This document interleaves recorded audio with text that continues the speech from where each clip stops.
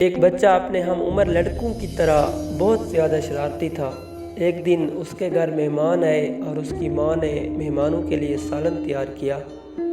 اس بچے کو شرارت سوجی، اس نے سالن میں مٹی ڈال دی۔ جب ماں نے سالن میں مٹی دیکھی تو وہ سمجھ گئی کہ کس نے ایسا کیا۔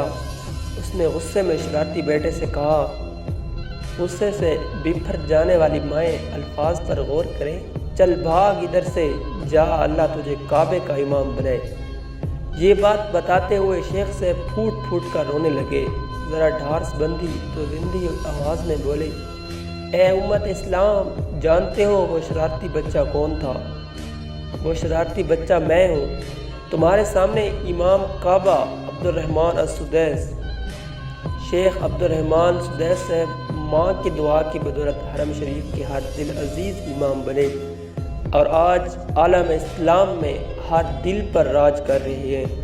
شیخ صاحب فرماتے ہیں، اے ماؤں، اپنی اولاد کے بارے میں اللہ سے ڈرتی رہو، چاہیے کتنا ہی غصہ کیوں نہ ہو، بچوں کے لیے منہ سے خیر کے کلمے ہی نکالا کرو۔